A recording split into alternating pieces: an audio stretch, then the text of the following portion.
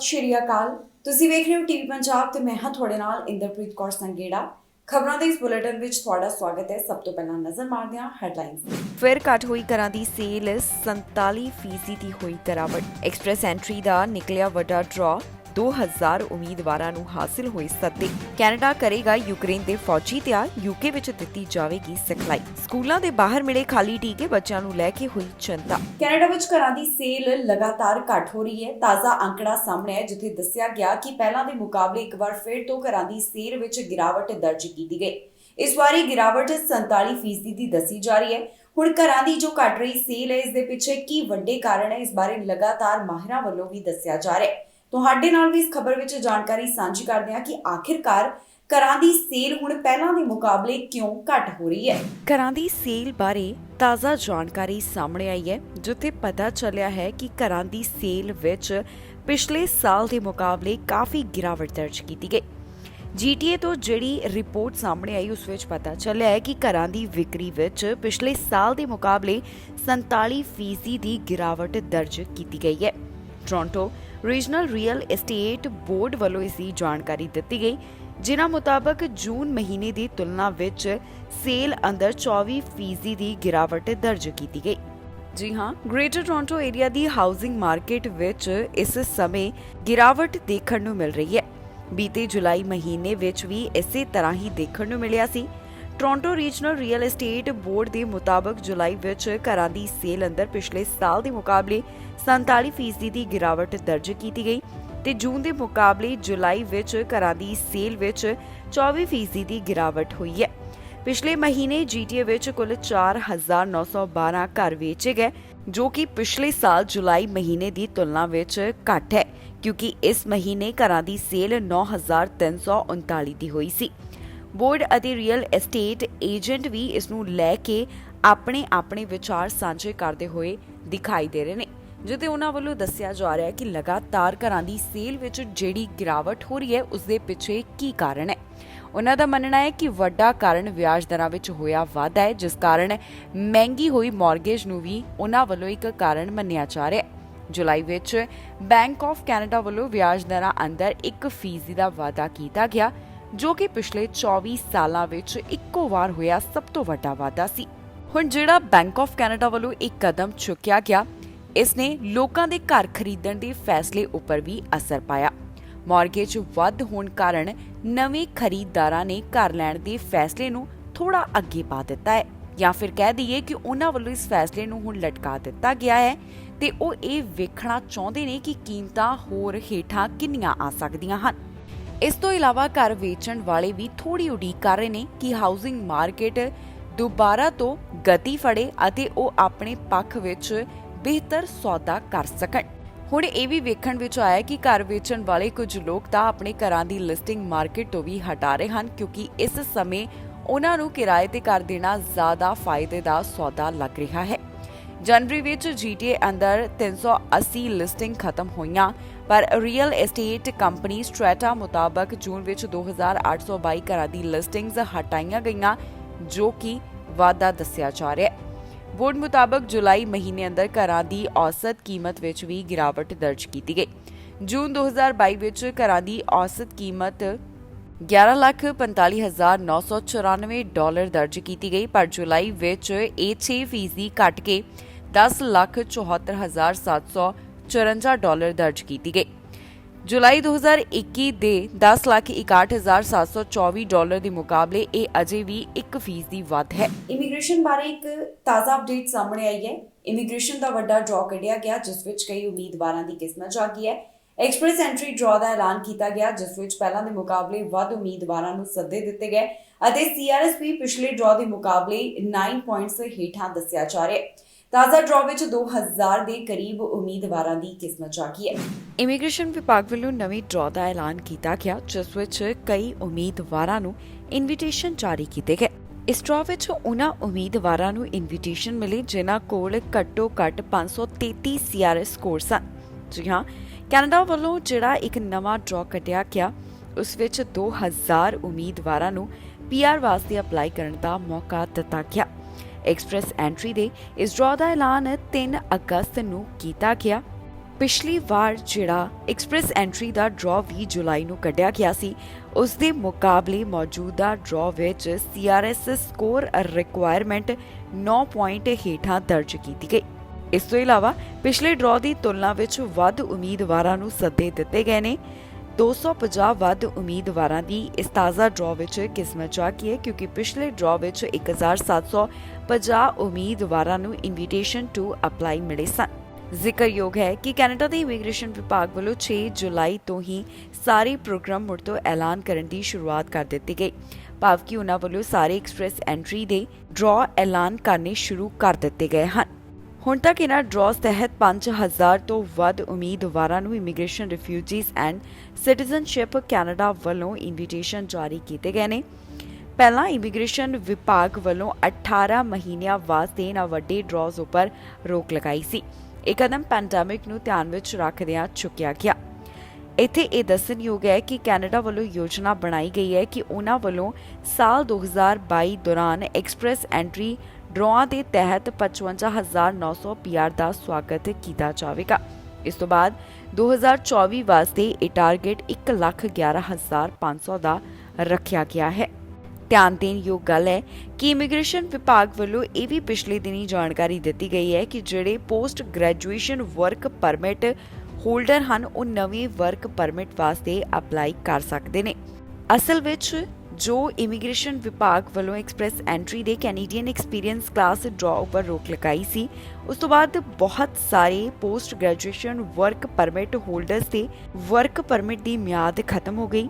ਹੁਣ ਇਮੀਗ੍ਰੇਸ਼ਨ ਵਿਭਾਗ ਵੱਲੋਂ ਇਹਨਾਂ ਨੂੰ ਰਾਹਤ ਦਿੱਤੀ ਗਈ ਹੈ ਤੇ ਨਾਲ ਹੀ ਇਹ ਵੀ ਗੱਲ ਕਹੀ ਹੈ ਕਿ ਜਿਹੜੇ ਆਪਣੇ ਦੇਸ਼ ਵਿੱਚ ਬੈਠ ਕੇ ਪੜ੍ਹਾਈ ਕਰ ਰਹੇ ਹਨ, ਭਾਵ ਕਿ ਆਨਲਾਈਨ ਪੜ੍ਹਾਈ ਕਰਨ ਵਾਲੇ ਵੀ ਹੁਣ ਐਕਸਪ੍ਰੈਸ ਐਂਟਰੀ ਵਾਸਤੇ ਐਲੀਜੀਬਲ ਹਨ, ਕਿਉਂਕਿ ਉਹਨਾਂ ਨੂੰ ਵੀ ਕੈਨੇਡਾ ਦੀ PR ਮਿਲ ਸਕਦੀ ਹੈ। ਕੈਨੇਡਾ ਵੱਲੋਂ ਹੁਣ ਯੂਕਰੇਨ ਦੇ ਫੌਜੀਆਂ ਨੂੰ ਤਿਆਰ ਕੀਤਾ ਜਾਏਗਾ। ਦਰਅਸਲ ਕੈਨੇਡਾ ਦੇ ਫੌਜੀਆਂ ਵੱਲੋਂ ਯੂਕਰੇਨ ਦੇ ਫੌਜੀਆਂ ਨੂੰ ਟ੍ਰੇਨਿੰਗ ਦਿੱਤੀ ਜਾਵੇਗੀ, ਜਿਸ ਬਾਰੇ ਰੱਖਿਆ ਮੰਤਰੀ ਅਨੀਤਾ ਆਨੰਦ ਵੱਲੋਂ ਜਾਣਕਾਰੀ ਦਿੱਤੀ ਗਈ। ਉਹਨਾਂ ਦਾ ਕਹਿਣਾ ਹੈ ਕਿ ਇਹ ਟ੍ਰੇਨਿੰਗ UK ਵਿੱਚ ਦਿੱਤੀ ਜਾਏਗੀ, ਜਿਸ ਵਾਸਤੇ ਕਈ ਫੌਜੀ UK ਜਾਣਗੇ। ਕੈਨੇਡੀਅਨ ਫੋਰਸਿਸ ਵੱਲੋਂ ਯੂਕਰੇਨ ਦੇ ਫੌਜੀਆਂ ਦੀ ਮਦਦ ਕੀਤੀ ਜਾਵੇਗੀ, ਜਿਸ ਬਾਰੇ ਅਨੀਤਾ ਆਨੰਦ ਵੱਲੋਂ ਜਾਣਕਾਰੀ ਦਿੱਤੀ ਗਈ। ਉਹਨਾਂ ਵੱਲੋਂ ਦੱਸਿਆ ਗਿਆ ਕਿ ਕੈਨੇਡੀਅਨ ਫੋਰਸਿਸ ਵੱਲੋਂ ਯੂਕਰੇਨ ਦੇ ਸਿਪਾਹੀਆਂ ਨੂੰ ਟ੍ਰੇਨਿੰਗ ਦਿੱਤੀ ਜਾਵੇਗੀ। ਇਸ ਬਾਰੇ ਅਨੀਤਾ ਆਨੰਦ ਵੱਲੋਂ ਪ੍ਰੈਸ ਕਾਨਫਰੰਸ ਵਿੱਚ ਜਾਣਕਾਰੀ ਦਿੱਤੀ ਗਈ, ਜਿੱਥੇ ਉਹਨਾਂ ਨੇ ਜੋ ਰਸ਼ੀਆ ਵੱਲੋਂ ਯੂਕਰੇਨ ਤੇ ਹਮਲਾ ਕੀਤਾ ਗਿਆ ਉਸ ਦਾ ਜ਼ਿਕਰ ਕੀਤਾ ਹੈ ਤੇ ਦੱਸਿਆ ਹੈ ਕਿ ਕੈਨੇਡਾ ਦੇ ਫੌਜੀਆਂ ਵੱਲੋਂ ਉਹਨਾਂ ਦੀ ਮਦਦ ਕਿਵੇਂ ਕੀਤੀ ਜਾਵੇਗੀ। ਉਹਨਾਂ ਦੇ ਦੱਸਣ ਮੁਤਾਬਕ 225 ਕੈਨੇਡੀਅਨ ਮਿਲਟਰੀ ਮੈਂਬਰਸ UK ਵਿੱਚ ਜਾਣਗੇ ਤਾਂ ਕਿ ਯੂਕਰੇਨ ਦੇ ਮਿਲਟਰੀ ਰਿਕਰੂਟਸ ਨੂੰ ਇੱਥੇ ਟ੍ਰੇਨਿੰਗ ਦਿੱਤੀ ਜਾ ਸਕੇ। ਇਸ ਤੋਂ ਇਲਾਵਾ ਰੱਖਿਆ ਮੰਤਰੀ ਵੱਲੋਂ ਹੋਰ ਕੀ ਜਾਣਕਾਰੀ ਦਿੱਤੀ ਗਈ ਹੈ ਤੁਹਾਡੇ ਨਾਲ ਸਾਂਝੀ ਕਰਾਂਗੇ ਇਸ ਖਬਰ ਵਿੱਚ। When we paused our military training and capacity building operations in Ukraine under Operation Unifier in early February, I made a commitment to resume these operations whenever and wherever possible.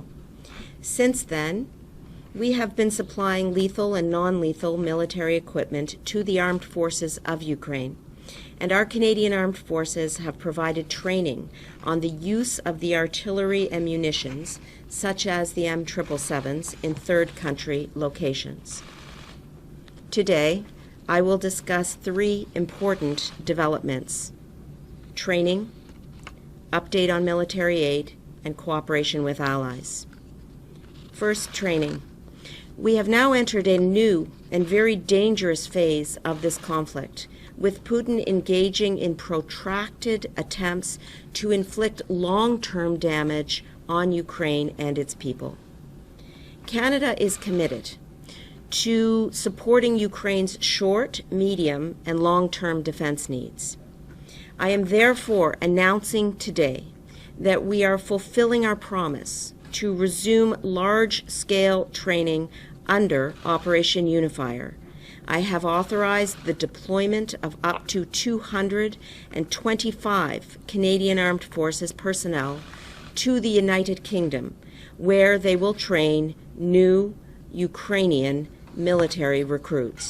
Effective August 25th, the majority of our deployed Canadian Armed Forces will work as trainers, supported by a command and control element at a military base in southeast England. The first cohort of CAF personnel will depart from Edmonton, Alberta, starting next week. Brampton ਦੇ ਕੁਝ ਸਕੂਲਾਂ ਦੇ ਬਾਹਰ ਖਾਲੀ ਟੀਕੇ ਮਿਲਣ ਦਾ ਮਾਮਲਾ ਸਾਹਮਣੇ ਆਇਆ। ਜਿਸ ਵਿਅਕਤੀ ਨੇ ਦੇਖਿਆ ਉਸਨੇ ਤਸਵੀਰ ਸੋਸ਼ਲ ਮੀਡੀਆ ਉੱਪਰ ਸਾਂਝੀ ਕੀਤੀ ਤੇ ਉਸ ਵੱਲੋਂ ਬੱਚਿਆਂ ਨੂੰ ਲੈ ਕੇ ਚਿੰਤਾ ਦਾ ਪ੍ਰਗਟਾਵਾ ਵੀ ਕੀਤਾ ਗਿਆ। ਹਾਲਾਂਕਿ ਅਜੇ ਸਿਟੀ ਆਫ ਬ੍ਰੈਂਪਟਨ ਵੱਲੋਂ ਇਸ ਨੂੰ ਲੈ ਕੇ ਕੋਈ ਟਿੱਪਣੀ ਤਾਂ ਨਹੀਂ ਕੀਤੀ ਗਈ, ਪਰ ਇੱਥੇ ਜਿਹੜੀਆਂ ਥਾਵਾਂ ਤੇ ਇਹ ਟੀਕੇ ਮਿਲੇ ਨੇ ਉੱਥੇ ਦੇਖਿਆ ਜਾ ਰਿਹਾ ਹੈ ਕਿ ਕੋਈ ਸੂਈ ਤਾਂ ਨਹੀਂ, ਜੇਕਰ ਹੈ ਤਾਂ ਉਸ ਨੂੰ ਡਿਸਪੋਜ਼ ਕਰਨ ਦੇ ਬਾਰੇ ਕਿਹਾ ਜਾ ਰਿਹਾ ਹੈ। ਬ੍ਰੈਂਪਟਨ ਦੇ ਕਈ ਸਕੂਲਾਂ ਦੇ ਨੇੜਿਓਂ ਸਰਿੰਜਾਂ ਮਿਲਣ ਦਾ ਮਾਮਲਾ ਸਾਹਮਣੇ ਆਇਆ। ਇਸ ਤੋਂ ਬਾਅਦ ਹੁਣ ਫਿਕਰ ਦਾ ਪ੍ਰਗਟਾਵਾ ਤਾਂ ਕੀਤਾ ਹੀ ਜਾ ਰਿਹਾ, ਪਰ ਦੂਜੇ ਪਾਸੇ ਚੇਤਾਵਨੀ ਵੀ ਦਿੱਤੀ ਜਾ ਰਹੀ ਹੈ। ਦਰਅਸਲ ਇੱਕ ਵਿਅਕਤੀ ਵੱਲੋਂ ਜਾਣਕਾਰੀ ਦਿੱਤੀ ਗਈ ਕਿ ਸਵੇਰ ਵੇਲੇ ਉਸਨੇ ਟੈਰੀ ਫੌਕਸ ਪਬਲਿਕ ਸਕੂਲ ਦੇ ਨੇੜੇ ਖਾਲੀ ਸਰਿੰਜਾਂ ਦੇਖੀਆਂ। ਇਸ ਦੀ ਤਸਵੀਰ ਵੀ ਉਸ ਵੱਲੋਂ ਖਿੱਚੀ ਗਈ, ਜੋ ਕਿ ਸੋਸ਼ਲ ਮੀਡੀਆ ਉੱਪਰ ਵੀ ਹੁਣ ਵਾਇਰਲ ਹੋ ਰਹੀ ਹੈ। ਆਸ-ਪਾਸ ਰਹਿਣ ਵਾਲੇ ਲੋਕਾਂ ਨੂੰ ਇਸ ਸੰਬੰਧੀ ਚੇਤਾਵਨੀ ਜਾਰੀ ਕੀਤੀ ਗਈ ਹੈ। ਇਸ ਵਿਅਕਤੀ ਵੱਲੋਂ ਸੋਸ਼ਲ ਮੀਡੀਆ ਉੱਪਰ ਪੋਸਟ ਕਰਦਿਆਂ ਲਿਖਿਆ ਗਿਆ ਕਿ ਉਸਨੇ ਇਹ ਸਰਿੰਜਾਂ ਟੈਰੀ ਫੌਕਸ ਸਕੂਲ ਨੇੜੇ ਦੇਖੀਆਂ ਤੇ ਇੱਥੇ ਜਿਹੜੇ ਬੱਚੇ ਅਤੇ ਪੈਟਸ ਆਸ-ਪਾਸ ਹਨ ਉਹ ਚੁਕੰਨੇ ਰਹਿਣ। ਇਸ ਤੋਂ ਇਲਾਵਾ ਹੁਣ ਕਈ ਲੋਕਾਂ ਵੱਲੋਂ ਇਸ ਨੂੰ ਲੈ ਕੇ ਫਿਕਰ ਦਾ ਪ੍ਰਗਟਾਵਾ ਵੀ ਕੀਤਾ ਜਾ ਰਿਹਾ ਹੈ। ਕਈਆਂ ਦਾ ਕਹਿਣਾ ਹੈ ਕਿ ਇੱਥੇ ਨੀਡਲਸ ਦੀ ਜਿਹੜੀ ਕਮੀ ਹੈ ਉਹ ਵੀ ਕਈ ਚੀਜ਼ਾਂ ਵੱਲ ਇਸ਼ਾਰਾ ਕਰ ਰਹੀ ਹੈ। ਜਿਹੜੇ ਆਸ-ਪਾਸ ਬੱਚੇ ਖੇਡਦੇ ਨੇ ਉਹਨਾਂ ਨੂੰ ਲੈ ਕੇ ਚਿੰਤਾ ਦਾ ਪ੍ਰਗਟਾਵਾ ਕੀਤਾ ਜਾ ਰਿਹਾ ਹੈ। ਫਿਲਹਾਲ ਸਾਰੇ ਮਾਮਲੇ ਬਾਰੇ ਸਿਟੀ ਆਫ ਬ੍ਰੈਂਪਟਨ ਵੱਲੋਂ ਕੋਈ ਵੀ ਟਿੱਪਣੀ ਨਹੀਂ ਕੀਤੀ ਗਈ, ਪਰ ਇੱਥੋਂ ਦੇ ਜਿਹੜੇ ਲੋਕ ਨੇ ਉਹਨਾਂ ਦਾ ਕਹਿਣਾ ਹੈ ਕਿ ਉਹ ਜਲਦ ਹੀ ਸੰਪਰਕ ਕਰਨਗੇ ਤੇ ਪਤਾ ਲਗਾਇਆ ਜਾਵੇਗਾ ਕਿ ਪਬਲਿਕ ਪ੍ਰਾਪਰਟੀ ਵਿੱਚ ਕੋਈ ਸੂਈ ਤਾਂ ਨਹੀਂ ਹੈ। ਜੇਕਰ ਕੋਈ ਸੂਈ ਪਾਈ ਜਾਂਦੀ ਹੈ ਤਾਂ ਉਸ ਨੂੰ ਇੱਥੇ ਡਿਸਪੋਜ਼ ਕੀਤਾ ਜਾਵੇਗਾ। ਫਿਲਹਾਲ ਇਸ ਬਾਰੇ ਕੋਈ ਸਿਟੀ ਆਫ ਬ੍ਰੈਂਪਟਨ ਵੱਲੋਂ ਤਾਂ ਟਿੱਪਣੀ ਨਹੀਂ ਕੀਤੀ ਗਈ, ਪਰ ਸੋਸ਼ਲ ਮੀਡੀਆ ਉੱਪਰ ਇਹ ਤਸਵੀਰ ਕਾਫੀ ਵਾਇਰਲ ਹੋ ਰਹੀ ਹੈ। ਕੋਰੋਨਾ ਵਾਇਰਸ ਦੇ ਬਾਰੇ ਤਾਜ਼ਾ ਜਾਣਕਾਰੀ ਸਾਹਮਣੇ ਆਈ ਹੈ, ਜਿੱਥੇ ਸੂਬੇ ਵੱਲੋਂ ਦੱਸਿਆ ਗਿਆ ਕਿ ਇੱਥੇ ਕੋਰੋਨਾ ਵਾਇਰਸ ਦੀ ਕੀ ਸਥਿਤੀ ਬਣੀ ਹੋਈ ਹੈ। ਕਿਊਬੈਕ ਤੋਂ ਜਾਣਕਾਰੀ ਸਾਹਮਣੇ ਆਈ, ਜਿੱਥੇ ਕੋਰੋਨਾ ਵਾਇਰਸ ਕਾਰਨ ਹੁਣ ਤੱਕ 16,000 ਤੋਂ ਵੱਧ ਲੋਕ ਦਮ ਤੋੜ ਚੁੱਕੇ ਨੇ। ਕਿਊਬੈਕ ਦੀ ਹੋਰ ਕੀ ਸਥਿਤੀ ਹੈ ਜੋ ਕਿ ਕੋਰੋਨਾ ਵਾਇਰਸ ਨਾਲ ਜੁੜੀ ਹੋਈ ਹੈ, ਇਸ ਬਾਰੇ ਅਧਿਕਾਰੀਆਂ ਵੱਲੋਂ ਦੱਸਿਆ ਗਿਆ। ਕਿਊਬੈਕ ਦੇ ਵਿੱਚ ਕੋਰੋਨਾ ਵਾਇਰਸ ਕਾਰਨ ਹੁਣ ਤੱਕ ਕਈ ਮੌਤਾਂ ਹੋ ਚੁੱਕੀਆਂ ਨੇ। ਸੂਬੇ ਵਿੱਚ ਕੁੱਲ 16,000 ਮੌਤਾਂ ਕੋਰੋਨਾ ਵਾਇਰਸ ਕਾਰਨ ਹੋ ਗਈਆਂ। ਜੀ ਹਾਂ, ਕਿਊਬੈਕ ਸੂਬੇ ਤੋਂ ਹੁਣ ਕੋਰੋਨਾ ਹਾਲਾਤਾਂ ਬਾਰੇ ਤਾਜ਼ਾ ਜਾਣਕਾਰੀ ਸਾਹਮਣੇ ਆਈ, ਜਿੱਥੇ ਹੈਲਥ ਅਥਾਰਟੀਜ਼ ਵੱਲੋਂ ਦੱਸਿਆ ਗਿਆ ਕਿ ਪ੍ਰੋਵਿੰਸ ਵਿੱਚ ਕੋਰੋਨਾ ਵਾਇਰਸ ਦੀ ਕੀ ਸਥਿਤੀ ਬਣੀ ਹੋਈ ਹੈ। ਬੀਤੇ 24 ਘੰਟਿਆਂ ਦੌਰਾਨ ਜਿਹੜੀਆਂ 18 ਮੌਤਾਂ ਕੋਰੋਨਾ ਵਾਇਰਸ ਕਾਰਨ ਹੋਈਆਂ, ਉਸ ਤੋਂ ਬਾਅਦ ਹੁਣ ਤੱਕ ਦਾ ਕੁੱਲ ਮੌਤਾਂ ਦਾ ਅੰਕੜਾ 16,000 ਨੂੰ ਪਾਰ ਕਰ ਗਿਆ। ਕਿਊਬੈਕ ਸੂਬੇ ਵਿੱਚ ਹੁਣ ਤੱਕ 16,010 ਲੋਕਾਂ ਨੇ ਕੋਰੋਨਾ ਵਾਇਰਸ ਕਾਰਨ ਦਮ ਤੋੜ ਦਿੱਤਾ। ਇਸ ਤੋਂ ਇਲਾਵਾ ਇਹ ਵੀ ਦੱਸਿਆ ਗਿਆ ਹੈ ਕਿ ਪਹਿਲਾਂ ਦੇ ਮੁਕਾਬਲੇ ਹਸਪਤਾਲ ਵਿੱਚ ਮਰੀਜ਼ਾਂ ਦੀ ਗਿਣਤੀ ਘੱਟ ਹੋਈ ਹੈ। ਇਸ ਵਿੱਚ 10 ਦੀ ਗਿਰਾਵਟ ਦਰਜ ਕੀਤੀ ਗਈ, ਜਿਸ ਤੋਂ ਬਾਅਦ ਪਤਾ ਚੱਲਿਆ ਕਿ ਹਸਪਤਾਲ ਵਿੱਚ ਇਸ ਸਮੇਂ 2,136 ਮਰੀਜ਼ ਕੋਰੋਨਾ ਵਾਇਰਸ ਦਾ ਇਲਾਜ ਕਰਵਾ ਰਹੇ ਨੇ ਤੇ 171 ਅਜਿਹੇ ਹਨ ਜਿਨ੍ਹਾਂ ਨੂੰ ਬੀਤੇ 24 ਘੰਟਿਆਂ ਦੌਰਾਨ ਐਡਮਿਟ ਕਰਵਾਇਆ ਗਿਆ। ਪ੍ਰੋਵਿੰਸ ਤੋਂ ਆਈ ਜਾਣਕਾਰੀ ਮੁਤਾਬਕ ਇੰਟੈਂਸਿਵ ਕੇਅਰ ਅਧੀਨ ਮਰੀਜ਼ਾਂ ਦੀ ਗਿਣਤੀ 67 ਹੈ। ਦੱਸ ਦਈਏ ਕਿ ਕਿਊਬੈਕ ਦੇ ਵਿੱਚ ਪਹਿਲੀ ਕੋਰੋਨਾ ਵਾਇਰਸ ਕਾਰਨ ਮਾਰਚ 2020 ਦੌਰਾਨ ਮੌਤ ਹੋਈ ਸੀ। ਇਸ ਤੋਂ ਕੁਝ ਸਮਾਂ ਬਾਅਦ ਹੀ ਵਿਸ਼ਵ ਸਿਹਤ ਸੰਗਠਨ ਵੱਲੋਂ ਕੋਰੋਨਾ ਵਾਇਰਸ ਨੂੰ ਪੈਂਡੈਮਿਕ ਐਲਾਨ ਕਰ ਦਿੱਤਾ ਗਿਆ। ਦੱਸਣਯੋਗ ਹੈ ਕਿ ਕੈਨੇਡਾ ਦੇ ਵੱਖ-ਵੱਖ ਸੂਬਿਆਂ ਵਿੱਚ ਪਹਿਲਾਂ ਦੇ ਮੁਕਾਬਲੇ ਹਾਲਾਤ ਸੁਧਰਦੇ ਹੋਏ ਦਿਖਾਈ ਦੇ ਰਹੇ ਨੇ। ਇਹਨਾਂ ਸੂਬਿਆਂ ਵਿੱਚ ਕੋਰੋਨਾ ਵਾਇਰਸ ਦੀ ਨਵੀਂ ਲਹਿਰ ਸ਼ੁਰੂ ਹੋਈ ਸੀ, ਜਿਸ ਦੇ ਨਾਲ ਪ੍ਰੋਵਿੰਸਸ ਵੱਲੋਂ ਜਾਣੂ ਕਰਵਾਇਆ ਗਿਆ, ਪਰ ਇਸ ਵਾਰ ਕੋਈ ਨਵੀਆਂ ਪਾਬੰਦੀਆਂ ਨਹੀਂ ਲੱਗੀਆਂ। ਲੋਕਾਂ ਨੂੰ ਸਾਵਧਾਨੀ ਵਰਤਣ ਦੀ ਸਲਾਹ ਜ਼ਰੂਰ ਦਿੱਤੀ ਜਾ ਰਹੀ ਸੀ। 3 ਕਤਲ ਮਾਮਲਿਆਂ ਦੇ ਨਾਲ ਜੁੜੇ ਹੋਏ ਦੋਸ਼ੀ ਨੂੰ ਪੁਲਿਸ ਨੇ ਗੋਲੀ ਮਾਰ ਦਿੱਤੀ ਹੈ। ਇਹ ਮਾਮਲਾ ਮੌਂਟਰੀਅਲ ਤੋਂ ਸਾਹਮਣੇ ਆ ਰਿਹਾ ਹੈ, ਜਿੱਥੇ ਪੁਲਿਸ ਵੱਲੋਂ ਗੋਲੀਆਂ ਚਲਾਈਆਂ ਤਾਂ ਸਸਪੈਕਟ ਉੱਪਰ ਇੱਕ ਗੋਲੀ ਚੱਲੀ ਹੈ। ਪੁਲਿਸ ਅਧਿਕਾਰੀਆਂ ਦਾ ਕਹਿਣਾ ਹੈ ਕਿ 3 ਹੋਮਿਸਾਈਡ ਦੇ ਮਾਮਲਿਆਂ ਦੇ ਵਿੱਚ ਇਸ ਨੂੰ ਸਸਪੈਕਟ ਪਾਇਆ ਗਿਆ ਸੀ। ਫਿਲਹਾਲ ਇਸ ਦੀ ਪਹਿਚਾਣ ਪੁਲਿਸ ਵੱਲੋਂ ਜਨਤਕ ਨਹੀਂ ਕੀਤੀ ਗਈ। ਮੌਂਟਰੀਅਲ ਪੁਲਿਸ ਵੱਲੋਂ ਇੱਕ ਅਜਿਹੇ ਵਿਅਕਤੀ ਨੂੰ ਮਾਰਿਆ ਗਿਆ ਜਿਹੜਾ ਕਿ 3 ਹੋਮਿਸਾਈਡ ਦੇ ਮਾਮਲਿਆਂ ਵਿੱਚ ਸਸਪੈਕਟਡ ਸੀ। ਮੌਂਟਰੀਅਲ ਪੁਲਿਸ ਵੱਲੋਂ ਇਹ ਕਾਰਵਾਈ ਸਿਟੀ ਮੋਟਲ ਦੇ ਆਪਰੇਸ਼ਨ ਦੌਰਾਨ ਕੀਤੀ ਗਈ।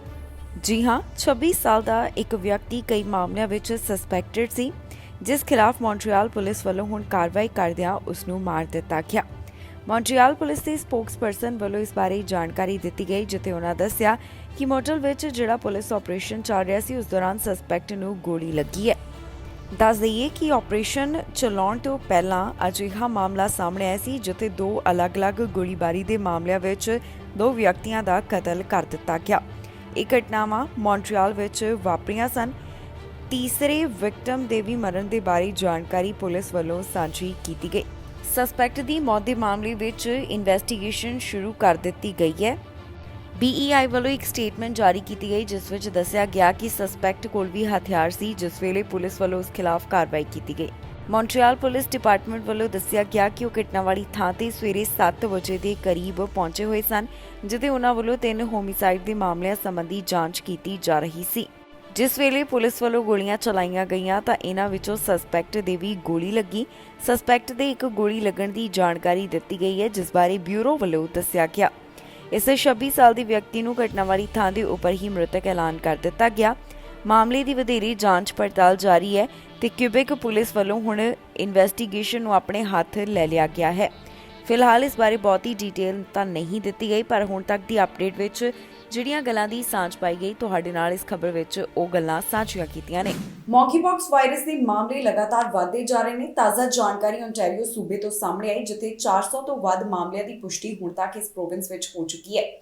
ਇਸ ਖਿਲਾਫ ਵੈਕਸੀਨ ਲਗਾਉਣ ਦੇ ਬਾਰੇ ਵੀ ਦੱਸਿਆ ਜਾ ਰਿਹਾ ਹੈ। ਇਹ ਵੀ ਗੱਲ ਪਤਾ ਚੱਲੀ ਹੈ ਕਿ ਜ਼ਿਆਦਾਤਰ ਕੇਸਿਸ ਟੋਰਾਂਟੋ ਨਾਲ ਜੁੜੇ ਹੋਏ ਨੇ। ਕੈਨੇਡਾ ਦੇ ਵਿੱਚ ਹੁਣ ਤੱਕ ਮੌਂਕੀਪੌਕਸ ਵਾਇਰਸ ਦੇ ਕਈ ਮਾਮਲੇ ਸਾਹਮਣੇ ਆ ਚੁੱਕੇ ਨੇ। ਸੂਬਿਆਂ ਤੋਂ ਵੀ ਇਸ ਬਾਰੇ ਲਗਾਤਾਰ ਜਾਣਕਾਰੀ ਸਾਹਮਣੇ ਆ ਰਹੀ ਹੈ, ਜਿੱਥੇ ਦੱਸਿਆ ਜਾ ਰਿਹਾ ਹੈ ਕਿ ਪ੍ਰੋਵਿੰਸਸ ਵਿੱਚ ਇਸ ਸਮੇਂ ਮੌਂਕੀਪੌਕਸ ਦੀ ਕੀ ਸਥਿਤੀ ਬਣੀ ਹੋਈ ਹੈ। ਤਾਜ਼ਾ ਜਾਣਕਾਰੀ ਓਨਟਾਰੀਓ ਸੂਬੇ ਤੋਂ ਸਾਹਮਣੇ ਆਈ, ਜਿੱਥੇ ਦੱਸਿਆ ਗਿਆ ਕਿ ਇੱਥੇ ਮੌਂਕੀਪੌਕਸ ਵਾਇਰਸ ਦੇ ਮਾਮਲੇ ਪਹਿਲਾਂ ਦੇ ਮੁਕਾਬਲੇ ਵੱਧ ਹੋਏ ਹਨ, ਜਿਨ੍ਹਾਂ ਦੀ ਗਿਣਤੀ 423 ਦੀ ਦੱਸੀ ਜਾ ਰਹੀ ਹੈ। ਇਹ ਸਾਰੀ ਜਾਣਕਾਰੀ ਪਬਲਿਕ ਹੈਲਥ ਓਨਟਾਰੀਓ ਵੱਲੋਂ ਸਾਂਝੀ ਕੀਤੀ ਗਈ। ਪਬਲਿਕ ਹੈਲਥ ਓਨਟਾਰੀਓ ਦੇ ਦੱਸਣ ਮੁਤਾਬਕ ਹੁਣ ਤੱਕ ਮੌਂਕੀਪੌਕਸ ਦੇ ਕੁੱਲ 423 ਮਾਮਲੇ ਇਸ ਸੂਬੇ ਵਿੱਚ ਸਾਹਮਣੇ ਆ ਚੁੱਕੇ ਨੇ, ਜਦਕਿ ਪਿਛਲੇ ਵੀਰਵਾਰ ਤੱਕ ਸੂਬੇ ਵਿੱਚ ਇਹਨਾਂ ਕੇਸਿਸ ਦੀ ਗਿਣਤੀ 367 ਦੱਸੀ ਜਾ ਰਹੀ ਸੀ। ਏਜੰਸੀ ਵੱਲੋਂ ਹੁਣ ਤਾਜ਼ਾ ਰਿਪੋਰਟ ਪੇਸ਼ ਕੀਤੀ ਗਈ, ਜਿਸ ਵਿੱਚ ਦੱਸਿਆ ਗਿਆ ਕਿ ਜ਼ਿਆਦਾਤਰ ਕੇਸਿਸ ਟੋਰਾਂਟੋ ਨਾਲ ਸੰਬੰਧਿਤ ਹਨ, ਜਿਨ੍ਹਾਂ ਦਾ ਅੰਕੜਾ 78% ਦਾ ਦੱਸਿਆ ਗਿਆ। ਜੇ ਮੌਂਕੀਪੌਕਸ ਦੀ ਲਾਗ ਵਿੱਚ ਜ਼ਿਆਦਾਤਰ ਮਰੀਜ਼ ਮਰਦ ਹਨ, ਸਿਰਫ 2 ਔਰਤਾਂ ਦੇ ਇਸ ਵਾਇਰਸ ਨਾਲ ਸੰਕਰਮਿਤ ਹੋਣ ਦੀ ਪੁਸ਼ਟੀ ਹੋਈ ਹੈ। ਪਬਲਿਕ ਹੈਲਥ ਓਨਟਾਰੀਓ ਦੇ ਦੱਸਣ ਮੁਤਾਬਕ ਮੌਂਕੀਪੌਕਸ ਦੇ ਪੁਸ਼ਟੀ ਹੋਏ ਕੇਸਾਂ ਦੀ ਔਸਤ ਉਮਰ 36 ਸਾਲ ਤੋਂ ਘੱਟ ਹੈ। ਰਿਪੋਰਟ ਮੁਤਾਬਕ 11 ਲੋਕਾਂ ਨੂੰ ਇਸ ਕਾਰਨ ਹਸਪਤਾਲ ਵਿੱਚ ਵੀ ਭਰਤੀ ਕਰਵਾਇਆ ਗਿਆ, ਜਿਨ੍ਹਾਂ ਨੂੰ ਮੌਂਕੀਪੌਕਸ ਵਾਇਰਸ ਹੋ ਗਿਆ ਸੀ, ਅਤੇ 2 ਮਰੀਜ਼ ਇਸ ਵਾਇਰਸ ਕਾਰਨ ICU ਵਿੱਚ ਵੀ ਦੱਸੇ ਜਾ ਰਹੇ ਨੇ। ਰਿਪੋਰਟ ਮੁਤਾਬਕ 10 ਹੋਰ ਸੰਭਾਵਿਤ ਕੇਸ ਵੀ ਹਨ, ਜਿਨ੍ਹਾਂ ਵਿੱਚੋਂ 9 ਮਾਮਲੇ ਮਰਦਾਂ ਵਿੱਚ ਦੱਸੇ ਜਾ ਰਹੇ ਨੇ। ਜ਼ਿਕਰਯੋਗ ਹੈ ਕਿ ਹੁਣ ਤੱਕ ਕਈ ਦੇਸ਼ਾਂ ਵਿੱਚ ਇਸ ਵਾਇਰਸ ਨਾਲ ਜੁੜੇ ਹੋਏ ਮਾਮਲੇ ਸਾਹਮਣੇ ਆ ਚੁੱਕੇ ਹਨ। ਵਿਸ਼ਵ ਸਿਹਤ ਸੰਗਠਨ ਵੱਲੋਂ ਵੀ ਲਗਾਤਾਰ ਇਸ ਵਾਇਰਸ ਨਾਲ ਜਾਣੂ ਕਰਵਾਇਆ ਜਾ ਰਿਹਾ ਹੈ ਤੇ ਨਾਲ ਹੀ ਉਹਨਾਂ ਵੱਲੋਂ ਅਪਡੇਟ ਵੀ ਦਿੱਤੀ ਜਾ ਰਹੀ ਹੈ। ਦੱਸ ਦਈਏ ਕਿ ਵਿਸ਼ਵ ਸਿਹਤ ਸੰਗਠਨ ਦਾ ਕਹਿਣਾ ਹੈ ਕਿ 70 ਤੋਂ ਵੱਧ ਦੇਸ਼ਾਂ ਵਿੱਚ ਇਸ ਵਾਇਰਸ ਦਾ ਹੁਣ ਤੱਕ ਫੈਲਾਅ ਹੋ ਚੁੱਕਿਆ ਹੈ।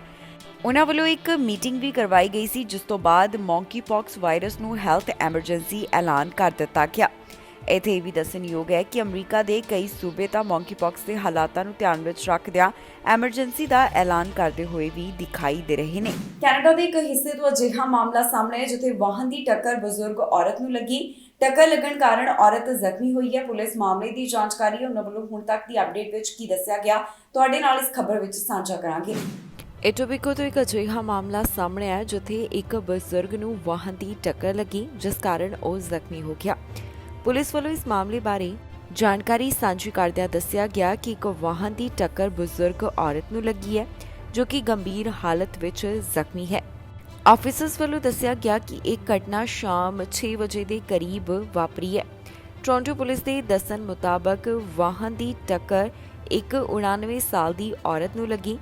ਇਹ ਔਰਤ ਟੱਕਰ ਲੱਗਣ ਤੋਂ ਬਾਅਦ ਕਾਫੀ ਜ਼ਿਆਦਾ ਜ਼ਖਮੀ ਹੋ ਗਈ, ਜਿਸ ਨੂੰ ਹਸਪਤਾਲ ਵਿੱਚ ਭਰਤੀ ਕਰਵਾਇਆ ਗਿਆ। ਵਾਹਨ ਦਾ ਡਰਾਈਵਰ ਘਟਨਾ ਵਾਲੀ ਥਾਂ ਦੇ ਉੱਪਰ ਹੀ ਮੌਜੂਦ ਸੀ, ਜਿਸ ਬਾਰੇ ਪੁਲਿਸ ਵੱਲੋਂ ਦੱਸਿਆ ਗਿਆ। ਫਿਲਹਾਲ ਪੁਲਿਸ ਇਸ ਮਾਮਲੇ ਦੀ ਜਾਂਚ ਪੜਤਾਲ ਕਰ ਰਹੀ ਹੈ। ਉਹਨਾਂ ਵੱਲੋਂ ਪੀੜਤ ਔਰਤ ਦਾ ਨਾਮ ਜਨਤਕ ਨਹੀਂ ਕੀਤਾ ਗਿਆ, ਪਰ ਉਸ ਦੀ ਉਮਰ ਬਾਰੇ ਜ਼ਰੂਰ ਜਾਣਕਾਰੀ ਦਿੱਤੀ ਗਈ ਹੈ। ਪੁਲਿਸ ਦਾ ਕਹਿਣਾ ਹੈ ਕਿ ਮਾਮਲੇ ਦੀ ਜਾਂਚ ਉਹਨਾਂ ਵੱਲੋਂ ਕੀਤੀ ਜਾ ਰਹੀ ਹੈ। ਜੇਕਰ ਕਿਸੇ ਨੂੰ ਵੀ ਇਸ ਬਾਰੇ ਕੋਈ ਜਾਣਕਾਰੀ ਹੋਵੇ ਜਾਂ ਫਿਰ ਕਿਸੇ ਕੋਲ ਕੋਈ ਡੈਸ਼ ਕੈਮਰਾ ਫੁਟੇਜ ਹੋਵੇ ਤਾਂ ਫਿਰ ਪੁਲਿਸ ਨਾਲ 4168081900 ਜਾਂ ਫਿਰ ਕ੍ਰਾਈਮ ਸਟਾਪਰਸ ਨਾਲ 4162228477 ਤੇ ਕਾਲ ਕਰਕੇ ਜਾਣਕਾਰੀ ਦਿੱਤੀ ਜਾ ਸਕਦੀ ਹੈ। ਅੰਤਰਰਾਸ਼ਟਰੀ ਨਰਸਾਂ ਨੂੰ ਜਲਦ ਰਜਿਸਟਰ ਕਰਨ ਦੇ ਹੁਕਮ ਦਿੱਤੇ ਜਾ ਰਹੇ ਨੇ। ਇਹ ਜਾਣਕਾਰੀ ਓਨਟਾਰੀਓ ਸੂਬੇ ਤੋਂ ਸਾਹਮਣੇ ਆ ਰਹੀ ਹੈ, ਜਿੱਥੇ 2 ਸੰਸਥਾਵਾਂ ਨੂੰ ਅਜਿਹਾ ਕਰਨ ਵਾਸਤੇ ਕਿਹਾ ਗਿਆ ਤੇ ਉਹਨਾਂ ਨੂੰ ਕੁਝ ਹਫ਼ਤਿਆਂ ਦਾ ਹੀ ਸਮਾਂ ਦਿੱਤਾ ਹੈ। ਓਨਟਾਰੀਓ ਤੋਂ ਨਰਸਾਂ ਬਾਰੇ ਇੱਕ ਤਾਜ਼ਾ ਜਾਣਕਾਰੀ ਸਾਹਮਣੇ ਆਈ ਹੈ, ਜਿਸ ਮੁਤਾਬਕ ਓਨਟਾਰੀਓ ਵੱਲੋਂ ਰੈਗੂਲੇਟਰ ਨੂੰ ਇੰਟਰਨੈਸ਼ਨਲ ਨਰਸਿਸ ਨੂੰ ਤੇਜ਼ੀ ਨਾਲ ਰਜਿਸਟਰ ਕਰਨ ਦੇ ਨਿਰਦੇਸ਼ ਦਿੱਤੇ ਗਏ ਹਨ। ਹੈਲਥ ਮਿਨਿਸਟਰ ਨੇ ਰੈਗੂਲੇਟਰੀ ਅਦਾਰਿਆਂ ਨੂੰ ਯੋਜਨਾ ਤਿਆਰ ਕਰਨ ਵਾਸਤੇ ਇਸ ਲਈ 2 ਹਫ਼ਤੇ ਦਾ ਸਮਾਂ ਦਿੱਤਾ ਹੈ। ਜੀ ਹਾਂ, ਓਨਟਾਰੀਓ ਦੀ ਹੈਲਥ ਮਿਨਿਸਟਰ ਨੇ college of nurses of Ontario ਅਤੇ college of physicians and surgeon of Ontario ਨੂੰ ਨਿਰਦੇਸ਼ ਦਿੱਤੇ ਨੇ ਕਿ ਅੰਤਰਰਾਸ਼ਟਰੀ ਪੱਧਰ ਤੇ ਸਿਖਲਾਈ ਹਾਸਲ ਨਰਸਾਂ ਦੀ ਰਜਿਸਟ੍ਰੇਸ਼ਨ ਵਿੱਚ ਤੇਜ਼ੀ ਲਿਆਉਣ। ਮਿਨਿਸਟਰ ਵੱਲੋਂ ਰੈਗੂਲੇਟਰੀ ਅਦਾਰਿਆਂ ਨੂੰ 2 ਹਫ਼ਤੇ ਦੇ ਅੰਦਰ ਅਜਿਹਾ ਕਰਨ ਵਾਸਤੇ ਯੋਜਨਾ ਤਿਆਰ ਕਰਨ ਲਈ ਕਿਹਾ ਹੈ। ਮਿਨਿਸਟਰ ਨੇ ਨਰਸਿੰਗ ਕਾਲਜਾਂ ਨੂੰ ਅੰਤਰਰਾਸ਼ਟਰੀ ਪੱਧਰ ਤੇ ਸਿੱਖਿਅਤ ਨਰਸਾਂ ਦੀ ਸਹਾਇਤਾ ਵਿਕਸਿਤ ਕਰਨ ਦੇ ਨਿਰਦੇਸ਼ ਦਿੱਤੇ ਹਨ, ਜਿਸ ਵਿੱਚ ਉਹਨਾਂ ਦੇ ਹੁਨਰ ਨੂੰ ਓਨਟਾਰੀਓ ਦੇ ਮਿਆਰਾਂ ਤੇ ਲਿਆਉਣ ਅਤੇ ਉਹਨਾਂ ਨੂੰ ਸਮੇਂ ਸਿਰ ਪ੍ਰੈਕਟਿਸ ਕਰਨ ਦੀ ਆਗਿਆ ਦੇਣਾ ਵੀ ਸ਼ਾਮਿਲ ਹੈ। ਜ਼ਿਕਰਯੋਗ ਹੈ ਕਿ ਪ੍ਰੋਵਿੰਸ ਦੇ ਹਸਪਤਾਲ ਇਸ ਸਮੇਂ ਸਟਾਫ ਦੀ ਕਮੀ ਦਾ ਸਾਹਮਣਾ ਕਰ ਰਹੇ ਨੇ ਤੇ ਕੁਝ ਹਸਪਤਾਲਾਂ ਵਿੱਚ ਤਾਂ ਸਟਾਫ ਦੀ ਘਾਟ ਕਾਰਨ ਐਮਰਜੈਂਸੀ ਰੂਮਸ ਨੂੰ ਵੀ ਬੰਦ ਕਰਨਾ ਪੈ ਰਿਹਾ ਹੈ। ਨਰਸਿੰਗ ਗਰੁੱਪਸ, ਹਸਪੀਟਲ ਅਧਿਕਾਰੀ ਅਤੇ ਹੋਰ ਕਈ ਹੈਲਥ ਪ੍ਰੋਫੈਸ਼ਨਲਸ ਦਾ ਕਹਿਣਾ ਹੈ ਕਿ ਕੋਵਿਡ-19 ਦੌਰਾਨ ਫਰੰਟਲਾਈਨ ਵਰਕਰਾਂ ਵੱਲੋਂ ਕਾਫੀ ਜ਼ਿਆਦਾ ਕੰਮ ਕੀਤਾ ਗਿਆ, ਜਿਸ ਦਾ ਅਸਰ ਉਹਨਾਂ ਉੱਪਰ ਪਿਆ ਹੈ ਤੇ ਕਈਆਂ ਨੂੰ ਮੁਆਵਜ਼ਾ ਵੀ ਨਹੀਂ ਮਿਲਿਆ। ਓਨਟਾਰੀਓ ਦੇ ਫੇਅਰਨੈਸ ਕਮਿਸ਼ਨ ਦੀ 2020 ਦੀ ਇੱਕ ਰਿਪੋਰਟ ਮੁਤਾਬਕ college of nurses of Ontario ਰਾਹੀਂ 14,000 ਤੋਂ ਵੱਧ ਵਿਦੇਸ਼ਾਂ ਤੋਂ ਸਿਖਲਾਈ ਹਾਸਲ ਕਰਨ ਵਾਲੀਆਂ ਨਰਸਿਸ ਲਾਇਸੈਂਸ ਲੈਣ ਦੀ ਪ੍ਰੋਸੈਸ ਵਿੱਚ ਨੇ। ਉਹ ਸਾਲ ਸਿਰਫ 2000 ਤੋਂ ਕੁਝ ਵੱਧ ਅੰਤਰਰਾਸ਼ਟਰੀ ਬਿਨੇਕਾਰ ਪੂਰੀ ਤਰ੍ਹਾਂ ਰਜਿਸਟਰਡ ਨਰਸਿਸ ਬਣੇ। ਰਜਿਸਟਰਡ ਨਰਸਿਸ ਐਸੋਸੀਏਸ਼ਨ ਦਾ ਕਹਿਣਾ ਹੈ ਕਿ ਪਿਛਲੇ ਇੱਕ ਦਹਾਕੇ ਵਿੱਚ ਅੰਤਰਰਾਸ਼ਟਰੀ ਪੱਧਰ ਤੇ ਸਿਖਲਾਈ ਹਾਸਲ ਬਿਨੇਕਾਰਾਂ ਦਾ ਇੱਕ ਵੱਡਾ ਬੈਕਲੌਗ ਪੈਦਾ ਹੋਇਆ ਅਤੇ ਅੰਦਾਜ਼ਾ ਲਗਾਇਆ ਜਾ ਰਿਹਾ ਹੈ ਕਿ ਇਹ ਅੰਕੜਾ 26,000 ਦੇ ਨੇੜੇ ਹੈ। ਗੱਡੀ ਚੋਰੀ ਕਰਨ ਦੇ ਮਾਮਲੇ ਵਿੱਚ 2 ਜਾਣਿਆਂ ਨੂੰ ਕਾਬੂ ਕੀਤਾ ਗਿਆ। ਪੁਲਿਸ ਵੱਲੋਂ ਇਸ ਬਾਰੇ ਡਿਟੇਲ ਦਿੱਤੀ ਗਈ ਤੇ ਉਹਨਾਂ ਨੇ ਇਹਨਾਂ ਦੋਹਾਂ ਦੀ ਪਹਿਚਾਣ ਵੀ ਜਨਤਕ ਕੀਤੀ ਹੈ, ਜਿਨ੍ਹਾਂ ਖਿਲਾਫ ਕਾਰਵਾਈ ਕਰਦਿਆਂ ਚਾਰजेस ਲਗਾਏ ਗਏ ਨੇ। ਕਾਰ ਚੈਕਿੰਗ ਦੇ ਮਾਮਲੇ ਸੰਬੰਧੀ ਕਾਰਵਾਈ ਕਰਦਿਆਂ ਟੋਰਾਂਟੋ ਤੋਂ 2 ਵਿਅਕਤੀ ਗ੍ਰਿਫਤਾਰ ਕੀਤੇ ਗਏ ਨੇ। ਟੋਰਾਂਟੋ ਪੁਲਿਸ ਵੱਲੋਂ ਹੁਣ ਇਸ ਬਾਰੇ ਜਾਣਕਾਰੀ ਸਾਂਝੀ ਕਰਦਿਆਂ ਦੱਸਿਆ ਗਿਆ ਕਿ ਉਹਨਾਂ ਵੱਲੋਂ ਇਹਨਾਂ 2 ਵਿਅਕਤੀਆਂ ਉੱਪਰ ਚਾਰजेस ਲਗਾਏ ਗਏ। ਮਾਮਲਾ ਮੰਗਲਵਾਰ ਨੂੰ ਸਾਹਮਣੇ ਆਇਆ, ਜੋ ਕਿ ਕੁਈਨ ਅਤੇ ਪਾਰਲੀਮੈਂਟ ਸਟਰੀਟ ਦੇ ਨੇੜੇ ਵਾਪਰਿਆ। ਇਸ ਦੌਰਾਨ ਇਨਵੈਸਟੀਗੇਟਰਸ ਵੱਲੋਂ ਦੱਸਿਆ ਗਿਆ ਕਿ ਇੱਕ ਵਿਅਕਤੀ ਆਪਣੇ ਪਾਰਕ ਕੀਤੇ ਗਏ ਵਾਹਨ ਵੱਲ ਵਾਪਸ ਜਾ ਰਿਹਾ ਸੀ ਜਦੋਂ ਉਸ ਤੱਕ ਪਹੁੰਚ ਬਣਾਈ ਗਈ। ਸਸਪੈਕਟ ਵੱਲੋਂ ਉਸ ਉੱਪਰ ਗਨ ਤਾਣੀ ਗਈ ਤੇ ਉਸ ਤੋਂ ਕਾਰ ਲੁੱਟਣ ਦੀ ਕੋਸ਼ਿਸ਼ ਕੀਤੀ ਗਈ। ਸਸਪੈਕਟ ਵੱਲੋਂ ਡਰਾਈਵਰ ਨੂੰ ਆਰਡਰ ਦਿੱਤਾ ਗਿਆ ਕਿ ਉਹ ਆਪਣੇ ਵਾਹਨ 'ਚੋਂ ਬਾਹਰ ਆ ਜਾਵੇ। ਇਸੇ ਦੌਰਾਨ ਦੂਸਰਾ ਸਸਪੈਕਟ ਵਾਹਨ ਵਿੱਚ ਦਾਖਲ ਹੋਇਆ ਤੇ ਦੋਨੋਂ ਜਾਣੇ ਮੌਕੇ ਵਾਲੀ ਥਾਂ ਤੋਂ ਫਰਾਰ ਹੋ ਗਏ। ਪੁਲਿਸ ਵੱਲੋਂ ਬਾਅਦ ਵਿੱਚ ਚੋਰੀ ਹੋਏ ਵਾਹਨ ਦਾ ਪਤਾ ਲਗਾ ਲਿਆ ਗਿਆ, ਜਿਸ ਵਿੱਚ ਉਹਨਾਂ ਦੀ ਓਨਟਾਰੀਓ ਪੁਲਿਸ ਵੱਲੋਂ ਤੇ ਟੋਰਾਂਟੋ ਪੁਲਿਸ ਵੱਲੋਂ ਮਦਦ ਕੀਤੀ ਗਈ। ਜਿਹੜੇ 2 ਜਾਣੇ ਗ੍ਰਿਫਤਾਰ ਕੀਤੇ ਗਏ ਉਹਨਾਂ ਦੀ ਪਹਿਚਾਣ ਵੀ ਪੁਲਿਸ ਵੱਲੋਂ ਜਨਤਕ ਕੀਤੀ ਗਈ। ਇੱਕ ਦਾ ਨਾਮ ਕਰਟ ਉਮਰ 40 ਸਾਲ ਤੇ ਦੂਸਰੇ ਦਾ ਨਾਮ ਮਾਰਕਲ ਉਮਰ 36 ਸਾਲ ਦੱਸੀ ਜਾ ਰਹੀ ਹੈ। ਇਹ ਦੋਨੋਂ ਜਾਣੇ ਓਨਟਾਰੀਓ ਨਾਲ ਸੰਬੰਧਿਤ ਹਨ। ਇਹਨਾਂ ਉੱਪਰ ਹੁਣ ਚਾਰजेस ਲਗਾਏ ਗਏ ਨੇ। ਫਿਲਹਾਲ ਪੁਲਿਸ ਵੱਲੋਂ ਇਸ ਮਾਮਲੇ ਦੇ ਸੰਬੰਧ ਵਿੱਚ ਵਧੇਰੇ ਜਾਂਚ ਪੜਤਾਲ ਕੀਤੀ ਜਾ ਰਹੀ ਹੈ। ਉਹਨਾਂ ਦਾ ਕਹਿਣਾ ਹੈ ਕਿ ਜੇਕਰ ਕਿਸੇ ਨੂੰ ਵੀ ਇਸ ਤਰ੍ਹਾਂ ਦੇ ਕੋਈ ਹੋਰ ਮਾਮਲੇ ਬਾਰੇ ਜਾਣਕਾਰੀ ਹੋਵੇ ਜਾਂ ਇਸ ਮਾਮਲੇ ਬਾਰੇ ਹੀ ਕੁਝ ਪਤਾ ਹੋਵੇ ਤਾਂ ਪੁਲਿਸ ਨਾਲ 4168087350 ਤੇ ਕਾਲ ਕਰਕੇ ਜਾਣਕਾਰੀ ਸਾਂਝੀ ਕੀਤੀ ਜਾ ਸਕਦੀ ਹੈ। ਕਈ ਵਾਹਨ ਆਪਸ ਵਿੱਚ ਟਕਰਾਏ ਨੇ, ਜਿਸ ਤੋਂ ਬਾਅਦ ਪੁਲਿਸ ਵੱਲੋਂ ਹੁਣ ਇਸ ਦੀ ਜਾਂਚ ਪੜਤਾਲ ਕੀਤੀ ਜਾ ਰਹੀ ਹੈ। ਹੁਣ ਤੱਕ ਦੀ ਅਪਡੇਟ ਵਿੱਚ ਉਹਨਾਂ ਵੱਲੋਂ ਕਿਹੜੀਆਂ ਗੱਲਾਂ ਦਾ ਜ਼ਿਕਰ ਕੀਤਾ ਗਿਆ, ਤੁਹਾਡੇ ਨਾਲ ਇਸ ਖਬਰ ਵਿੱਚ ਸਾਂਝੀਆਂ ਕਰਾਂਗੇ। ਓਨਟਾਰੀਓ ਤੋਂ ਇੱਕ ਅਜਿਹਾ ਮਾਮਲਾ ਸਾਹਮਣੇ ਆਇਆ ਜਿੱਥੇ ਕੁਝ ਵਾਹਨ ਹਾਦਸੇ ਦਾ ਸ਼ਿਕਾਰ ਹੋਏ ਨੇ। ਹਾਦਸਾ ਵਾਪਰਨ ਕਾਰਨ ਇੱਕ ਦੀ ਮੌਤ ਹੋ ਗਈ, ਜਿਸ ਬਾਰੇ ਓਨਟਾਰੀਓ ਪੁਲਿਸ ਵੱਲੋਂ ਜਾਣਕਾਰੀ ਦਿੱਤੀ ਗਈ। ਉਹਨਾਂ ਦਾ ਕਹਿਣਾ ਹੈ ਕਿ ਇਹ ਹਾਦਸਾ ਸਟਾਫਵਿਲੇ ਨੇੜੇ ਅੱਧੀ ਰਾਤ ਨੂੰ ਵਾਪਰਿਆ। ਦੱਸਿਆ ਜਾ ਰਿਹਾ ਹੈ ਕਿ 12:30 ਦੇ ਕਰੀਬ ਇਹ ਘਟਨਾ ਵਾਪਰੀ ਹੈ, ਜਿੱਥੇ ਪੁਲਿਸ ਨੂੰ ਪਤਾ ਚੱਲਿਆ ਕਿ ਕਈ ਵਾਹਨ ਹਾਈਵੇ 404 ਦੇ ਨੇੜੇ ਟਕਰਾ ਗਏ। ਜਦੋਂ ਆਫੀਸਰਸ ਘਟਨਾ ਵਾਲੀ ਥਾਂ ਦੇ ਉੱਪਰ ਪਹੁੰਚੇ ਤਾਂ ਉਹਨਾਂ ਵੱਲੋਂ ਇੱਕ ਵਿਅਕਤੀ ਨੂੰ ਮੌਕੇ ਵਾਲੀ ਥਾਂ ਤੇ ਹੀ ਮ੍ਰਿਤਕ ਐਲਾਨ ਕਰ ਦਿੱਤਾ ਗਿਆ। ਇਸ ਮਾਮਲੇ ਦੇ ਸੰਬੰਧ ਵਿੱਚ ਕਿਸੇ ਹੋਰ ਦੇ ਜ਼ਖਮੀ ਹੋਣ ਦੀ ਜਾਣਕਾਰੀ ਸਾਹਮਣੇ ਨਹੀਂ ਆਈ ਤੇ ਨਾ ਹੀ ਹੋਰ ਬਹੁਤੀ ਡਿਟੇਲ ਪੁਲਿਸ ਵੱਲੋਂ ਸਾਂਝੀ ਕੀਤੀ ਗਈ ਹੈ। ਓਨਟਾਰੀਓ ਪੁਲਿਸ ਵੱਲੋਂ ਹੁਣ ਤੱਕ ਦੀ ਇਸ ਘਟਨਾ ਬਾਰੇ ਇੱਕ ਟਵੀਟ ਵੀ ਕੀਤਾ ਗਿਆ, ਜਿਸ ਵਿੱਚ ਅਪਡੇਟ ਦਿੱਤੀ ਗਈ ਹੈ। ਫਿਲਹਾਲ ਉਹਨਾਂ ਵੱਲੋਂ ਦੱਸਿਆ ਗਿਆ ਕਿ ਜਿਸ ਹਾਈਵੇ ਨੂੰ ਕੁਝ ਸਮੇਂ ਵਾਸਤੇ ਬੰਦ ਰੱਖਿਆ ਗਿਆ ਸੀ, ਉਸ ਨੂੰ ਦੁਬਾਰਾ ਤੋਂ ਖੋਲ੍ਹ ਦਿੱਤਾ ਗਿਆ। ਪੀੜਤ ਦੀ ਪਹਿਚਾਣ ਅਜੇ ਜਨਤਕ ਨਹੀਂ ਕੀਤੀ ਗਈ। ਮਾਮਲੇ ਦੀ ਵਧੇਰੇ ਕਾਰਵਾਈ ਜਾਰੀ ਹੈ, ਜਿਸ ਤੋਂ ਬਾਅਦ ਬਾਕੀ ਦੀ ਜਾਣਕਾਰੀ ਉਹਨਾਂ ਵੱਲੋਂ ਸਾਂਝੀ ਕੀਤੀ ਜਾਵੇਗੀ। ਹੁਣ ਤੱਕ ਦੀ ਅਪਡੇਟ ਵਿੱਚ ਇਹਨਾਂ ਗੱਲਾਂ ਦੀ ਹੀ ਸਾਂਝ ਪਾਈ ਗਈ ਹੈ। ਮੌਂਕੀਪੌਕਸ ਵਾਇਰਸ ਦੇ ਮਾਮਲੇ ਲਗਾਤਾਰ ਵਧਦੇ ਜਾ ਰਹੇ ਨੇ। ਤਾਜ਼ਾ ਜਾਣਕਾਰੀ ਓਨਟਾਰੀਓ ਸੂਬੇ ਤੋਂ ਸਾਹਮਣੇ ਆਈ, ਜਿੱਥੇ 400 ਤੋਂ ਵੱਧ ਮਾਮਲਿਆਂ ਦੀ ਪੁਸ਼ਟੀ ਹੁਣ ਤੱਕ ਇਸ ਪ੍ਰੋਵਿੰਸ ਵਿੱਚ ਹੋ ਚੁੱਕੀ ਹੈ। ਇਸ ਖਿਲਾਫ ਵੈਕਸੀਨ ਲਗਾਉਣ ਦੇ ਬਾਰੇ ਵੀ ਦੱਸਿਆ ਜਾ ਰਿਹਾ ਹੈ। ਇਹ ਵੀ ਗੱਲ ਪਤਾ ਚੱਲੀ ਹੈ ਕਿ ਜ਼ਿਆਦਾਤਰ ਕੇਸਿਸ ਟੋਰਾਂਟੋ ਨਾਲ ਜੁੜੇ ਹੋਏ ਨੇ। ਕੈਨੇਡਾ ਦੇ ਵਿੱਚ ਹੁਣ ਤੱਕ ਮੌਂਕੀਪੌਕਸ ਵਾਇਰਸ ਦੇ ਕਈ ਮਾਮਲੇ ਸਾਹਮਣੇ ਆ ਚੁੱਕੇ ਨੇ। ਸੂਬਿਆਂ ਤੋਂ ਵੀ ਇਸ ਬਾਰੇ ਲਗਾਤਾਰ ਜਾਣਕਾਰੀ ਸਾਹਮਣੇ ਆ ਰਹੀ ਹੈ, ਜਿੱਥੇ ਦੱਸਿਆ ਜਾ ਰਿਹਾ ਹੈ ਕਿ ਪ੍ਰੋਵਿੰਸਸ ਵਿੱਚ ਇਸ ਸਮੇਂ ਮੌਂਕੀਪੌਕਸ ਦੀ ਕੀ ਸਥਿਤੀ ਬਣੀ ਹੋਈ ਹੈ।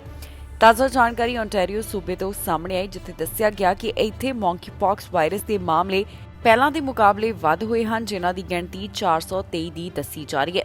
ਇਹ ਸਾਰੀ ਜਾਣਕਾਰੀ ਪਬਲਿਕ ਹੈਲਥ ਓਨਟਾਰੀਓ ਵੱਲੋਂ ਸਾਂਝੀ ਕੀਤੀ ਗਈ। ਪਬਲਿਕ ਹੈਲਥ ਓਨਟਾਰੀਓ ਦੇ ਦੱਸਣ ਮੁਤਾਬਕ ਹੁਣ ਤੱਕ ਮੌਂਕੀਪੌਕਸ ਦੇ ਕੁੱਲ 423 ਮਾਮਲੇ ਇਸ ਸੂਬੇ ਵਿੱਚ ਸਾਹਮਣੇ ਆ ਚੁੱਕੇ ਨੇ, ਜਦਕਿ ਪਿਛਲੇ ਵੀਰਵਾਰ ਤੱਕ ਸੂਬੇ ਵਿੱਚ ਇਹਨਾਂ ਕੇਸਿਸ ਦੀ ਗਿਣਤੀ 367 ਦੱਸੀ ਜਾ ਰਹੀ ਸੀ। ਏਜੰਸੀ ਵੱਲੋਂ ਹੁਣ ਤਾਜ਼ਾ ਰਿਪੋਰਟ ਪੇਸ਼ ਕੀਤੀ ਗਈ, ਜਿਸ ਵਿੱਚ ਦੱਸਿਆ ਗਿਆ ਕਿ ਜ਼ਿਆਦਾਤਰ ਕੇਸਿਸ ਟੋਰਾਂਟੋ ਨਾਲ ਸੰਬੰਧਿਤ ਹਨ, ਜਿਨ੍ਹਾਂ ਦਾ ਅੰਕੜਾ 78% ਦਾ ਦੱਸਿਆ ਗਿਆ। ਜੇ ਮੌਂਕੀਪੌਕਸ ਦੀ ਲਾਗ ਵਿੱਚ ਜ਼ਿਆਦਾਤਰ ਮਰੀਜ਼ ਮਰਦ ਹਨ, ਸਿਰਫ 2 ਔਰਤਾਂ ਦੇ ਇਸ ਵਾਇਰਸ ਨਾਲ ਸੰਕਰਮਿਤ ਹੋਣ ਦੀ ਪੁਸ਼ਟੀ ਹੋਈ ਹੈ। ਪਬਲਿਕ ਹੈਲਥ ਓਨਟਾਰੀਓ ਦੇ ਦੱਸਣ ਮੁਤਾਬਕ ਮੌਂਕੀਪੌਕਸ ਦੇ ਪੁਸ਼ਟੀ ਹੋਏ ਕੇਸਾਂ ਦੀ ਔਸਤ ਉਮਰ 36 ਸਾਲ ਤੋਂ ਘੱਟ ਹੈ। ਰਿਪੋਰਟ ਮੁਤਾਬਕ 11 ਲੋਕਾਂ ਨੂੰ ਇਸ ਕਾਰਨ ਹਸਪਤਾਲ ਵਿੱਚ ਵੀ ਭਰਤੀ ਕਰਵਾਇਆ ਗਿਆ, ਜਿਨ੍ਹਾਂ ਨੂੰ ਮੌਂਕੀਪੌਕਸ ਵਾਇਰਸ ਹੋ ਗਿਆ ਸੀ, ਅਤੇ 2 ਮਰੀਜ਼ ਇਸ ਵਾਇਰਸ ਕਾਰਨ ICU ਵਿੱਚ ਵੀ ਦੱਸੇ ਜਾ ਰਹੇ ਨੇ। ਰਿਪੋਰਟ ਮੁਤਾਬਕ 10 ਹੋਰ ਸੰਭਾਵਿਤ ਕੇਸ ਵੀ ਹਨ, ਜਿਨ੍ਹਾਂ ਵਿੱਚੋਂ 9 ਮਾਮਲੇ ਮਰਦਾਂ ਵਿੱਚ ਦੱਸੇ ਜਾ ਰਹੇ ਨੇ। ਜ਼ਿਕਰਯੋਗ ਹੈ ਕਿ ਹੁਣ ਤੱਕ ਕਈ ਦੇਸ਼ਾਂ ਵਿੱਚ ਇਸ ਵਾਇਰਸ ਨਾਲ ਜੁੜੇ ਹੋਏ ਮਾਮਲੇ ਸਾਹਮਣੇ ਆ ਚੁੱਕੇ ਹਨ। ਵਿਸ਼ਵ ਸਿਹਤ ਸੰਗਠਨ ਵੱਲੋਂ ਵੀ ਲਗਾਤਾਰ ਇਸ ਵਾਇਰਸ ਨਾਲ ਜਾਣੂ ਕਰਵਾਇਆ ਜਾ ਰਿਹਾ ਹੈ ਤੇ ਨਾਲ ਹੀ ਉਹਨਾਂ ਵੱਲੋਂ ਅਪਡੇਟ ਵੀ ਦਿੱਤੀ ਜਾ ਰਹੀ ਹੈ। ਦੱਸ ਦਈਏ ਕਿ ਵਿਸ਼ਵ ਸਿਹਤ ਸੰਗਠਨ ਦਾ ਕਹਿਣਾ ਹੈ ਕਿ 70 ਤੋਂ ਵੱਧ ਦੇਸ਼ਾਂ ਵਿੱਚ ਇਸ ਵਾਇਰਸ ਦਾ ਹੁਣ ਤੱਕ ਫੈਲਾਅ ਹੋ ਚੁੱਕਿਆ ਹੈ। ਉਹਨਾਂ ਵੱਲੋਂ ਇੱਕ ਮੀਟਿੰਗ ਵੀ ਕਰਵਾਈ ਗਈ ਸੀ, ਜਿਸ ਤੋਂ ਬਾਅਦ ਮੌਂਕੀਪੌਕਸ ਵਾਇਰਸ ਨੂੰ ਹੈਲਥ ਐਮਰਜੈਂਸੀ ਐਲਾਨ ਕਰ ਦਿੱਤਾ ਗਿਆ। ਇੱਥੇ ਇਹ ਵੀ ਦੱਸਣਯੋਗ ਹੈ ਕਿ ਅਮਰੀਕਾ ਦੇ ਕਈ ਸੂਬੇ ਤਾਂ ਮੌਂਕੀਪੌਕਸ ਦੇ ਹਾਲਾਤਾਂ ਨੂੰ ਧਿਆਨ ਵਿੱਚ ਰੱਖਦਿਆਂ ਐਮਰਜੈਂਸੀ ਦਾ ਐਲਾਨ ਕਰਦੇ ਹੋਏ ਵੀ ਦਿਖਾਈ ਦੇ ਰਹੇ ਨੇ। ਇਸ ਦੇ ਨਾਲ ਹੀ ਜਾਂਦੇ ਇੱਕ ਵਾਰ ਫਿਰ ਤੋਂ ਨਜ਼ਰ ਮਾਰਦੇ ਹਾਂ ਹੈਡਲਾਈਨਸ ਤੇ। ਫਿਰ ਘੱਟ ਹੋਈ ਘਰਾਂ ਦੀ ਸੇਲ, 47% ਦੀ ਹੋਈ ਗਿਰਾਵਟ। ਐਕਸਪ੍ਰੈਸ ਐਂਟਰੀ ਦਾ ਨਿਕਲਿਆ ਵੱਡਾ ਡਰਾ, 2000 ਉਮੀਦਵਾਰਾਂ ਨੂੰ ਹਾਸਿਲ ਹੋਏ ਸੱਦੇ। ਕੈਨੇਡਾ ਕਰੇਗਾ ਯੂਕਰੇਨ ਦੇ ਫੌਜੀ ਤਿਆਰ, UK ਵਿੱਚ ਦਿੱਤੀ ਜਾਵੇਗੀ ਸਿਖਲਾਈ। ਸਕੂਲਾਂ ਦੇ ਬਾਹਰ ਮਿਲੇ ਖਾਲੀ ਟੀਕੇ, ਬੱਚਿਆਂ ਨੂੰ ਲੈ ਕੇ ਹੋਈ ਚਿੰਤਾ। ਖਬਰਾਂ ਦੇ ਇਸ ਬੁਲੇਟਿਨ ਵਿੱਚ ਇੰਨਾ ਹੀ। ਫਿਲਹਾਲ ਮੈਨੂੰ ਦਰਪ੍ਰੀਤ ਕੌਰ ਸੰਗੇੜਾ ਨੂੰ ਦਿਓ ਇਜਾਜ਼ਤ ਤੇ ਤੁਸੀਂ ਵੇਖਦੇ ਰਹੋ TV ਪੰਜਾਬ।